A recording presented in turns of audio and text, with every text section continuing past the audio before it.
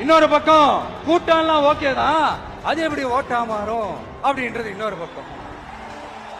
இப்படி கதை, திரைக்கதை, வசனம், இயக்கம், பாடல்கள்,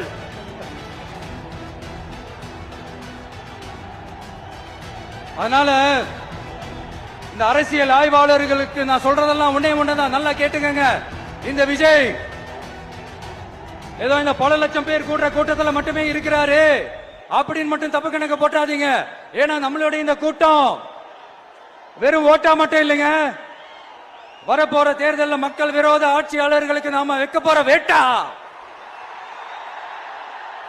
நம்மளை கோட்டைக்கு அனுப்ப போற ரூட்டா இருக்க போதுன்னு சீக்கிரமாவே தெரிஞ்சுப்பீங்க. ஏன்னா கோடிக்கணக்கானவங்களோட ஹார்ட்லயும் வீட்லயும் ஏற்கனவே ஆல்ரெடி உயிரா உணர்வா உறவா இருக்கிறோம். நம்மளுடைய கனெக்ட் எல்லாம் வெறும் மக்களோட மட்டும்தான். நாம யாருன்னு அவங்களுக்கு தெரியும், அவங்க யாருன்னு நமக்கு தெரியும். நாமளும் நம்ம மக்களும் எப்படி இருக்கிறோம்னு எதிரிகளுக்கு நல்லாவே தெரியும். இருந்தாலும் இந்த விஜய் எதுக்குப்பா வந்திருக்கிறாரு, இவர் என்ன புதுசா என்ன திட்டம்லாம் சொல்லிட்டாரு அப்படின்னு வேற நிறைய கேள்விகள். இந்த சொல்றேன் தெரிஞ்சுக்கங்க. பெண் குழந்தைகள், பெண்கள் மற்றும் வயசானவங்களோட பாதுகாப்புல தான் நம்ம பிரையாரிட்டியே.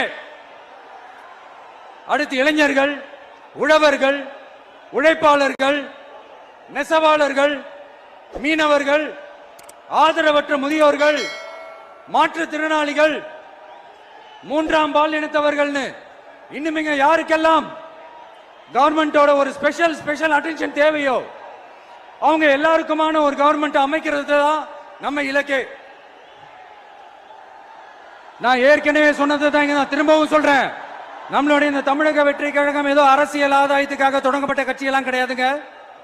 கொள்கை கோட்பாடுகளோடு தந்தை பெரியார், பெருந்தலைவர் காமராஜர், அண்ணல் அம்பேத்கர், வீரமங்க வேலு நாச்சியார், மக்கள் சேவகர் அஞ்சலை அம்மாள்,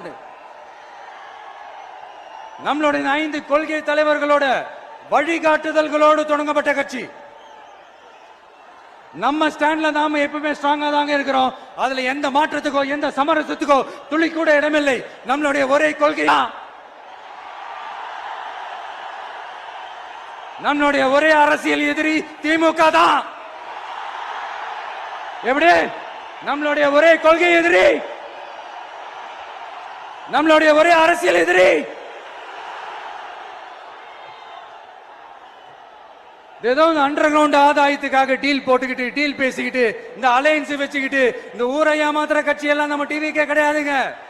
யாருக்காகவும் எதுக்காகவும் எந்த பயமும் கிடையாது.